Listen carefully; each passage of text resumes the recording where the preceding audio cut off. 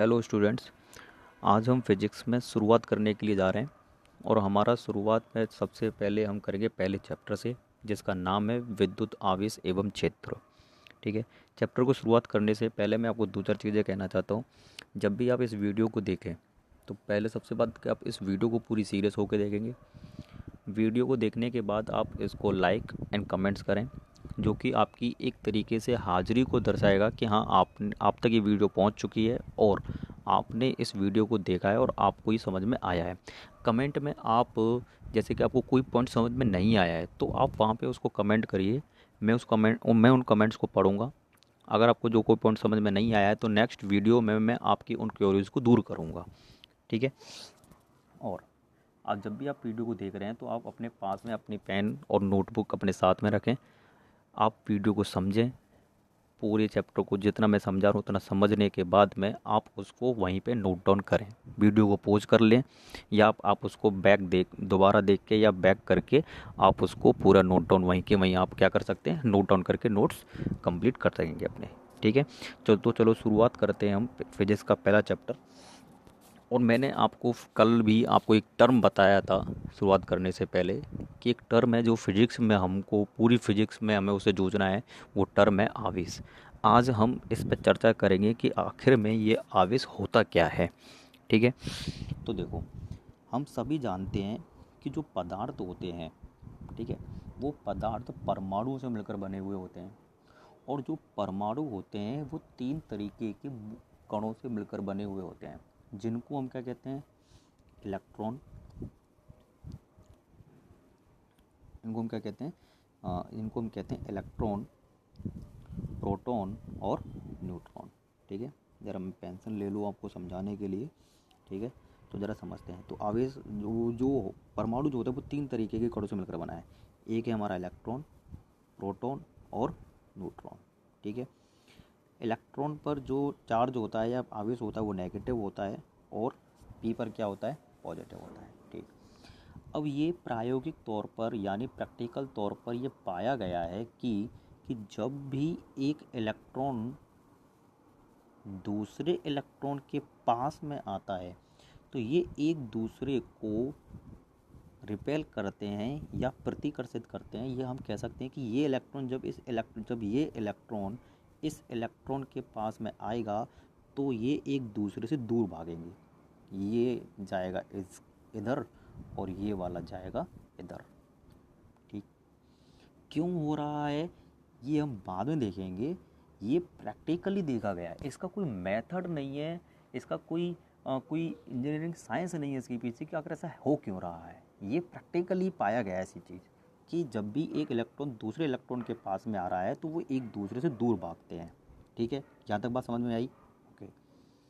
और जब भी ये इलेक्ट्रॉन किसी प्रोटॉन के पास में जाता है, जब भी ये इलेक्ट्रॉन प्रोटॉन के पास में आएगा या प्रोटॉन इलेक्ट्रॉन के पास में आ रहा है, या हम कहें सिंपल भाषा में कि जब भी ऋण आवेश धन आवेश के पास में जाता है तो यह दोनों एक दूसरे को खींचते हैं या एक दूसरे को आकर्षित करते हैं, या हम आसान भाषा में कहें ये दोनों एक दूसरे की तरफ आते हैं यानी पास आते हैं। यानी हमने देखा कि अगर नेगेटिव नेगेटिव पास में आ रहे हैं तो वे दूर जाने का प्रयास करेंगे, और जब नेगेटिव और पॉजिटिव एक दूसरे के पास में आ रहे हैं तो ये और ज़्यादा पास आने का क्या करेंगे, प्रयास करेंगे। ठीक। ऐसा नहीं है कि यानी जो नेगेटिव नेगेटिव है वही पास आएंगे तो वही दूर भागेंगे। अगर पॉजिटिव पॉजिटिव अगर पास में आ रहे हैं तो भी ये एक दूसरे से दूर भागेंगे। ठीक। अच्छा, तो ये प्रैक्टिकली देखा गया कि आखिर ऐसा हो क्यों रहा है। तो जब साइंटिस्ट ने देखा तो उन्होंने ये समझा कि कुछ तो है जो इलेक्ट्रॉन जो दूसरा इलेक्ट्रॉन है और एक पहला इलेक्ट्रॉन, या हम कहें कि एक ऋण आवेश और दूसरे ऋण आवेश के बीच में जब आप इनको पास लेकर आते हो तो कुछ तो है इन दोनों के बीच में जो इन दोनों को दूर भगाने का प्रयास कर रहा है। और कुछ तो है जब नेगेटिव और पॉजिटिव को पास लाया जाता है तो वह इन दोनों को पास लाने का प्रयास करता है। ठीक। तो कुछ तो प्रॉपर्टी है ऐसी उस प्रॉपर्टी की वजह से क्या हो रहा है, उस गुण की वजह से क्या हो रहा है कि जो नेगेटिव नेगेटिव हैं वे दूर जा रहे हैं और नेगेटिव पॉजिटिव एक दूसरे के पास आ रहे हैं। ठीक, तो वहाँ पर ये देखा गया कि कुछ तो है ऐसा। ओके, तो जो है यानी जो ये गुण है जिसकी वजह से ये दूर और पास आ रहे हैं, इसको नाम दिया गया कि एक बल कार्य करता है इन नेगेटिव नेगेटिव और नेगेटिव और पॉजिटिव के बीच में। ठीक है, और इस गुण को, जिस गुण की वजह से यह बल लगता है, उस गुण को, उस प्रॉपर्टी को बोला गया क्या? आवेश। क्या बोला गया? आवेश। ठीक, तो आवेश है क्या? यह पदार्थ का वह गुण होता है। आवेश क्या होता है? आवेश शॉर्ट में बोलो तो एक प्रॉपर्टी है। क्या है? प्रॉपर्टी यानी गुण है। और गुण किसका है? ये गुण है किसका? पदार्थ का। किसका गुण है? ये पदार्थ का गुण है। यानी ये जो आवेश है, ये जो आवेश है, अब देखो हमने आवेश को जो डिनोट करते हैं ना वो क्यू से करते हैं। किससे करते हैं? क्यू से लिखते हैं। अब मैं शॉर्ट में लिखूँगा। ठीक है, तो ये जो आवेश है ये क्या है? एक गुण है। ठीक है, और ये गुण किसका है? ये गुण है किसी भी पदार्थ का। ठीक है, किसी पदार्थ का क्या होता है? ये गुण होता है। ठीक है, और इस गुण की वजह से होता क्या है? इस गुण की वजह से क्या होता है कि यह गुण, जिस गुण की वजह से क्या होगा? किसी भी पदार्थ का गुण होगा। यानी एक पदार्थ ये मान लो, दूसरा पदार्थ ये मान लो, जो इसका जो गुण है इसके ऊपर अगर आवेश है तो यह इसके ऊपर क्या लगाएगा? बल लगाएगा जब भी ये इसके पास में आएगा। ठीक है, चलो इतना समझ में आया। चलो अब देखते हैं। तो मैंने आप लोगों के लिए नोट्स बनाए हुए हैं, ज़रा ये देखते हैं क्या है। देखो, चैप्टर का नाम है विद्युत आवेश एवं क्षेत्र। ठीक है, अच्छा मैंने तुमको एक चीज़ और बताई थी कि जो आवेश है, हमें इस पूरी फिजिक्स में आवेश की दो स्थितियाँ पढ़नी है कि अगर कहीं पे जो आवेश है वो आवेश अगर स्थिर अवस्था में है या गतिमान अवस्था में है। ठीक है, तो हमें दो स्थितियाँ पढ़नी है। जब आवेश स्थिर है तो हम उसको कहते हैं स्थिर वैद्युतिकी, और जब हमारा आवेश गतिमान अवस्था में है तो उसको हम कहते हैं धारा वैद्युतिकी या विद्युत धारा। धारा का मतलब होता है बहना, प्रवाहित होना, और स्थिर वैद्युतिकी में क्या है? आवेश कैसा है? स्थिर है। ठीक है, तो हमें पहला जो यूनिट है वो स्थिर वैद्युतिकी है, और उस यूनिट में पहला चैप्टर है विद्युत आवेश एवं क्षेत्र। कल जब हमने पढ़ा था, नहीं तो मैं आपको दिखाऊं ऊपर, ये देखो, ये देखो, ये हमारी पहली यूनिट है। ठीक है, तो ये पहली यूनिट ये है हमारी, इसमें पहला चैप्टर हम पढ़ रहे हैं विद्युत क्षेत्र या विद्युत आवेश एवं क्षेत्र। ठीक है, तो देखो ये स्थिर वैद्युतिकी क्या होता है? विज्ञान की वह शाखा, किसकी? विज्ञान की वह शाखा जिसके अंतर्गत स्थिर आवेशों का अध्ययन किया जाता है, उसे हम क्या कहते हैं? स्थिर वैद्युतिकी कहते हैं। मेन पॉइंट है इसके अंदर में क्या? स्थिर आवेशों का अध्ययन। ठीक है, ओके, चलो आगे बढ़ते हैं। अब देखो, स्थिर आवेशों का अध्ययन करना है तो सबसे पहले जब अध्ययन करना है स्थिर आवेशों का तो हमें पहले आवेश को समझना है कि आवेश क्या होता है। तो आवेश है क्या? जब मैंने अभी आपको बताया कि विद्युत आवेश पदार्थ का वह गुण है जिसकी उपस्थिति में जब भी किसी भी वस्तु के ऊपर, किसी भी पदार्थ के ऊपर आवेश होगा, ठीक है, उपस्थिति होगी, तो वह पदार्थ किसी अन्य वास्तु नहीं है, ये वस्तु है। ठीक है, थोड़ा सही कर लेना। तो अन्य वस्तु पर क्या लगाएगा? बल लगाएगा, या दूसरी वस्तु जो होगी वो बल अनुभव करेगी। ठीक है, तो हम कह सकते हैं कि यह आवेश क्या करता है? किसी अन्य वस्तु पर बल का अनुभव करवाता है कि हाँ किसी भी वस्तु पर बल लग रहा है, ये अनुभव कराता है, फील कराता है। ठीक है, तो आवेश का जो मात्रक होता है वह होता है कूलाम, और इसको हम प्रदर्शित करते हैं किससे? कैपिटल क्यू या स्मॉल क्यू, किसी से भी कर सकते हैं। ये कोई हार्ड एंड फास्ट रूल नहीं कि स्मॉल से करेंगे या कैपिटल से करेंगे। ठीक है, आप इसको नोट कर सकते हैं, देखो क्यू और या स्मॉल क्यू। ठीक है। और इसका मात्रक क्या होता है, कूलाम होता है। जब मात्रक है तो उसका मतलब कोई फॉर्मूला होगा। तो हम जरा देखते हैं कि आवेश बराबर क्या होता है। तो देखो आवेश बराबर क्या होता है, आवेश बराबर होता है क्या, धारा गुणा समय। क्या होता है, धारा गुणा समय, यानी Q बराबर I इंटू टी। ये इंटू है यानी गुणा है यहाँ पे, I इंटू टी। यहाँ पर I क्या है, हमारा धारा जो कि एम्पियर में है, Q क्या है, आवेश जो कि कूलाम में है, और T क्या है, समय जो कि हमारा क्या है, सेकंड में है। ठीक है, चलो आगे बढ़ते हैं। अभी इस फॉर्मूले को ज़्यादा टेंशन नहीं लेना, सिर्फ इतना समझना है कि आवेश को हम Q से लिखते हैं और इसका मात्रक होता है कूलाम। कभी कहेंगे आपसे कि आवेश कितना है, 2 है, 4 है, 5 है, 6 है, तो पता नहीं चलेगा 2 4 5 क्या है। तो इसलिए मात्रक बनाया, क्या मात्रक है, कूलाम। तुम कहेंगे कि 2 कूलाम, तुम समझ जाएंगे कि आवेश कितना है, 2 कूलाम है। कभी 4 कूलाम, तुम समझ जाएंगे कि उसके ऊपर आवेश कितना है, 4 कूलाम का है। ठीक है, चलो अब देखो ये कैसी राशि है, यह एक अदिश राशि है। कैसी राशि है, ये एक अदिश राशि, इसमें कोई दिशा नहीं होती। ठीक है,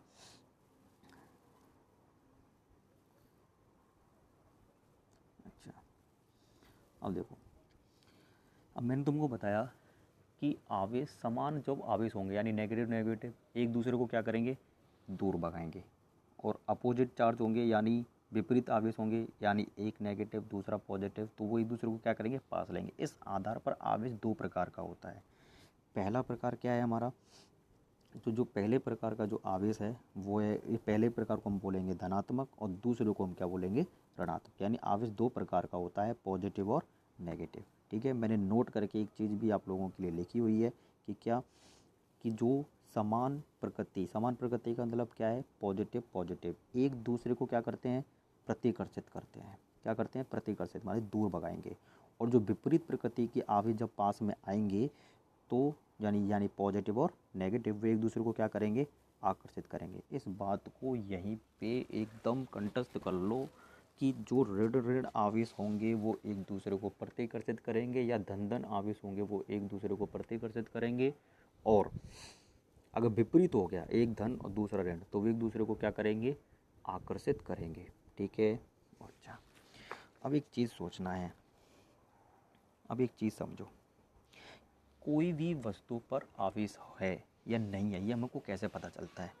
जैसे फॉर एग्जांपल के लिए अगर मैं आपको एक चीज़ समझाऊं, यहाँ पे इसको समझने के लिए थोड़ा एक ब्लैंक पेपर शीट ले लेते हैं। अब देखो क्या होता है कि देखो ये नाभिक है, इसमें प्रोटॉन और इलेक्ट्रॉन है, वो सॉरी प्रोटॉन और न्यूट्रॉन है। इसके चारों तरफ क्या घूम रहे हैं, इलेक्ट्रॉन्स घूम रहे हैं। ठीक है, अब जैसे फॉर एग्जांपल के लिए हम सोडियम को ले लें। ठीक है, अच्छा तो जब सोडियम को लेके इसका परमाणु क्रमांक कितना रहता है, 11। ठीक है, जब भी हम क्या करते हैं और इसका जब हम परमाणु विन्यास जब हम इसका इलेक्ट्रॉनिक विन्यास बनाते हैं तो कितना कितना निकल कर आता है, 2, 8 और 1। जब ये एक जो एक्स्ट्रा इलेक्ट्रॉन है जब ये बाहर चला जाता है उसकी कक्षा से, तो हम कहते हैं क्या कि सोडियम पर कैसा चार्ज आ गया है, सोडियम पर पॉजिटिव चार्ज आ गया है। ठीक है, अगर क्लोरीन है, क्लोरीन का कितना रहता है, 2, 8 और 7। जब भी इसकी ऑक्टेट को पूरा करेंगे यानी अष्टक को पूरा करेंगे तो एक इलेक्ट्रॉन लेंगे इसमें, तो इसके कितने हो जाएंगे, ये हो जाएगा 8। तो इसका मतलब क्या है कि क्लोरीन ने इलेक्ट्रॉन ले लिया है। तो हम देखते हैं क्या कि सोडियम पर आ गया पॉजिटिव और क्लोरीन पर आ गया क्या, नेगेटिव। ठीक है, तो सोडियम हमारा धनात्मक आवेश हो गया और क्लोरीन हमारा कैसा रह गया, ऋण आवेशित हो गया। तो आप यहाँ पे एक चीज़ आप देख रहे हो कि परमाणु से जब इलेक्ट्रॉन जाएगा या परमाणु पर कोई इलेक्ट्रॉन आएगा तभी वह आवेशित होगा। यानी इलेक्ट्रॉनों के स्थानांतरण की वजह से कोई वस्तु आवेशित होती है। अगर इलेक्ट्रॉन किसी वस्तु से जा रहा है तो पॉजिटिव हो जाएगी क्योंकि उसके पास इलेक्ट्रॉन गए, तो धनावेश बढ़ जाएगा, ऋणावेश घट जाएगा। अगर किसी वस्तु के पास में इलेक्ट्रॉन आ रहे हैं, यानी इलेक्ट्रॉन आ रहे हैं मतलब वो ऋणावेश को ग्रहण कर रहा है, ग्रहण कर रहा है तो उसका मतलब वो कैसा हो जाएगा, वो नेगेटिव चार्ज हो जाएगा, उस पर कैसा आवेश आ गया, नेगेटिव।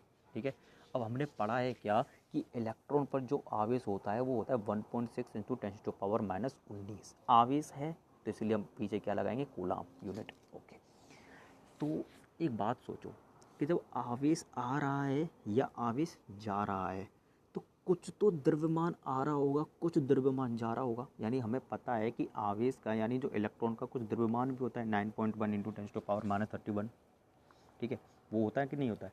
तो द्रव्यमान है, चाहे बहुत छोटा है पर है।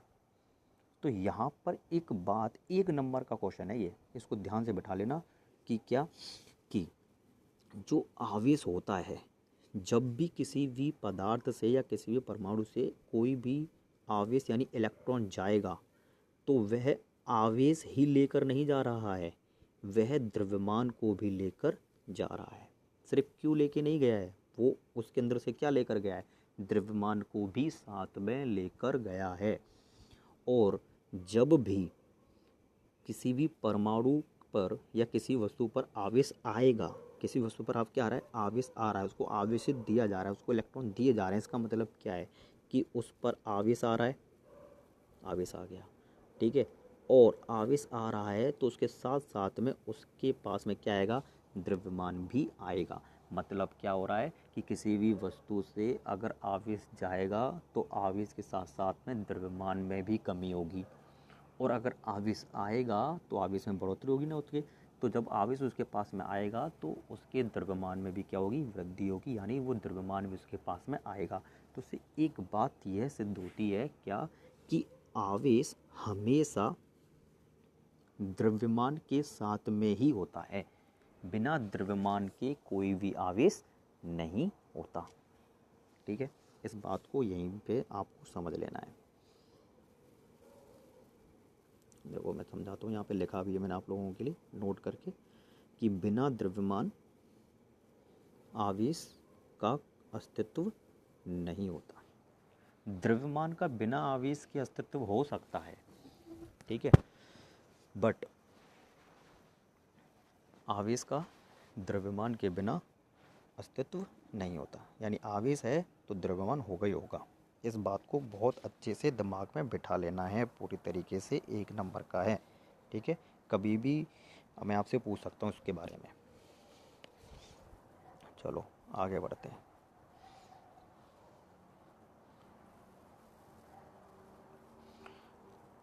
देखो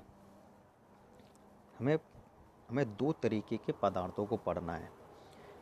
एक पदार्थ कौन से होते हैं, चालक, और दूसरे क्या होते हैं, कुचालक बोल सकते हैं, या फिर हम बोलेंगे कुचालक एक टर्म अच्छा नहीं रहता, हम इसको बोलेंगे विद्युत रोधी, ठीक है।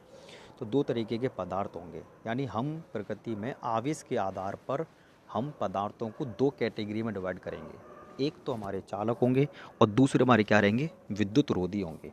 देखो अगर किसी भी पदार्थ में जो आवेशों का जो प्रवाह हो रहा है, अगर हम किसी वस्तु में से आवेशों को लें या आवेशों को दें, अगर वह आसानी से उसके अंदर से प्रवाहित हो जा रहे हैं आवेश, तो इसका मतलब क्या है कि वो पदार्थ जो है वो आवेशों को फैसिलिटेट कर रहा है प्रवाहित होने के लिए, ठीक है, तो वह चालक है। अगर वह प्रवाह आवेशों के प्रवाह का क्या करे, विरोध करे, प्रवाहित नहीं होने दे, इसका मतलब क्या है कि वो रुकावट कर रहा है। तो इसका मतलब क्या है कि उसके अंदर से आवेश जाएगा नहीं, तो आवेश नहीं जाएगा तो वे पदार्थ कौन से होंगे, वो विद्युत रोधी होंगे, ठीक है। जैसा कि यहाँ पे लिखा हुआ है कि जिन पदार्थों में आवेश का प्रवाह सुगमता से होता है चालक कहते हैं, उन्हें चालक कहते हैं। और वे पदार्थ जो आवेश का प्रवाह का विरोध करते हैं वे विद्युत रोधी होते हैं, ठीक है। जैसा कि यहाँ पे लिखा हुआ है ये डिफाइन है, ठीक है। उदाहरण के तौर पर हम क्या देखें, देखो चालकों का जो उदाहरण है वो हम क्या देख सकते हैं, जैसे देखो स्वर्ण हो गया, सोना, बहुत अच्छा आवेश उसके अंदर से जाता है। चांदी, कॉपर। विद्युत रोधी क्या होते हैं, लकड़ी, रबड़, कांच आदि, ठीक है। और यहीं पे आपको एक चीज़ और समझ लेनी है, जो सबसे अच्छा जो चालक होता है इन दोनों सभी में वो रहता है चांदी, ठीक है। यानी चांदी क्या है, सबसे अच्छा चालक होता है, ठीक है। तो आज हम यहीं तक करते हैं, कल हम पढ़ेंगे आवेशन की विधियाँ, ठीक है। कल हम क्या पढ़ेंगे, आवेशन की विधियाँ पढ़ेंगे। इसमें हम ये जानेंगे कि किसी भी कोई भी वस्तु आपके पास में है, ठीक है, उस पर कोई भी आवेश नहीं है, ठीक है, तो हम उसको आवेशित कैसे कर सकते हैं, यानी उसको कैसे हम ऋण आवेशित और कैसे हम उसको धनावेशित करेंगे, ठीक है। ये हम चीज़ें हम क्या करेंगे, कल देखेंगे। जैसे तुमको मैं एक उदाहरण के तौर पर समझाते हुए जाना चाहता हूँ कि देखो, कभी कभी कम क्या होता है कि जब हम एक स्केल को, जैसे आप फुटा कहते हैं, अगर स्केल को हम बालों में रगड़ के, ठीक है, और टेबल पे छोटे छोटे कागज़ के टुकड़ों को रख दें और फिर हम उस स्केल को उसके पास लेकर जाएं, ठीक है, जैसे मान लो कोई स्केल है और स्केल को बालों में रब किया सर में, ठीक है, रगड़ के, जब आप किसी टेबल पे बहुत छोटे छोटे वो पड़े हों, कागज़ के छोटे छोटे टुकड़े पड़े हों, और जब आप इसको इसके पास में लेके जाते हो तो ये टुकड़े उसकी तरफ खींचे चले जाते हैं। तो ऐसा क्या हुआ कि बालों में रगड़ के, स्केल को जब बालों में रगड़ते हैं तो वे कागज़ उसकी ओर खींचे चले जाते हैं। इसका मतलब आपने क्या किया है कि उस स्केल को, यानी उस फुटा को आवेशित किया है, जिसकी वजह से कागज़ के टुकड़ों में और स्केल के बीच में आकर्षण का बल लग रहा है, जिसकी वजह से वह खींचे चले आ रहे हैं। तो ये हम सीखेंगे कि कैसे वस्तुओं को हम आवेशित कर सकते हैं। ये एक उदाहरण के तौर पे मैंने आपको समझाया है, ठीक है। ओके, तो आज यहाँ तक रखते हैं, और इस वीडियो को लाइक और कमेंट ज़रूर आपको करना है। और देखो, जब आप वीडियो देख रहे होंगे तो आपके नीचे एक रेड कलर में सब्सक्राइब लिखा होगा, ठीक है। सब्सक्राइब करना है, इस चैनल को सब्सक्राइब करो, लाइक करो और कमेंट ज़रूर करना है, जिससे पता चलेगा कि किस किस बच्चे ने ये वीडियो को देखा है और यही आपकी एक तरीके से प्रेजेंट है। ओके, कोई भी बात समझ में नहीं आई हो, दोबारा वीडियो को देखना, और फिर भी नहीं समझ में आई हो तो मेरे को कमेंट करके